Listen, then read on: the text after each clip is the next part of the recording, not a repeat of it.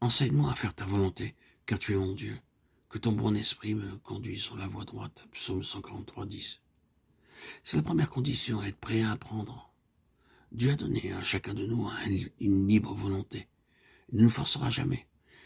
Par exemple, Dieu nous a donné des yeux pour voir, mais nous pouvons refuser de regarder. Dieu nous a donné une bouche pour manger, mais nous pouvons refuser de nous nourrir. Dieu nous a donné des jambes pour marcher, mais nous pouvons refuser de marcher. Dieu ne nous bousculera pas. Il a donné à chacun de nous une libre volonté. Il ne nous contraindra jamais à faire sa volonté. Il faut y consentir par la foi, jour après jour. Oh Seigneur, s'il te plaît, voudrais-tu, dans ta bonté, me montrer ta volonté pour aujourd'hui? Ce n'est qu'alors qu'il nous enseignera. Si nous ne venons pas à lui, il ne nous obligera pas, parce qu'il a donné à chaque être humain une volonté libre, une libre disposition, un libre arbitre. Je veux faire ta volonté, mon Dieu, et ta loi est au fond de mon cœur. Psaume 49. En anglais, c'est un délice pour moi de faire ta volonté. Il nous faut donc être prêts à faire la volonté de Dieu joyeusement et non pas en maugréant.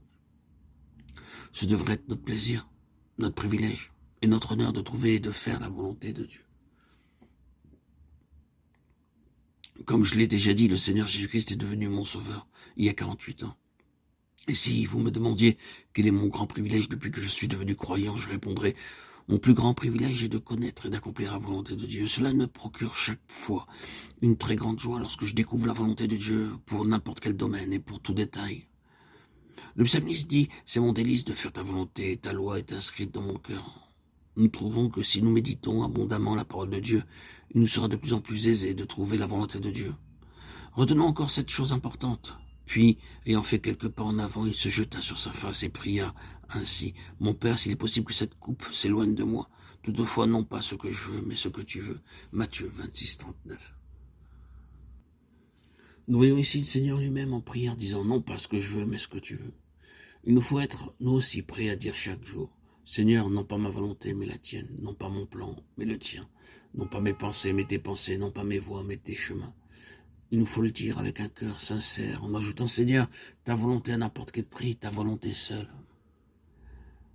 Confie-toi en l'Éternel de tout ton cœur et ne t'appuie pas sur ta sagesse. Proverbe 3,5. Ne t'appuie pas sur ta propre sagesse. Peu importe ton intelligence dans les affaires de ce monde. Tu as peut-être acquis bien des diplômes, peut-être avez-vous accumulé bien des diplômes, mais ne vous serviront de rien pour connaître la volonté de Dieu. Dieu dit: ne t'appuie pas sur ta sagesse. Il existe une sagesse humaine et une sagesse divine. Selon Corinthiens 1,30, le Seigneur Jésus-Christ lui-même est ma sagesse. Il est la sagesse céleste.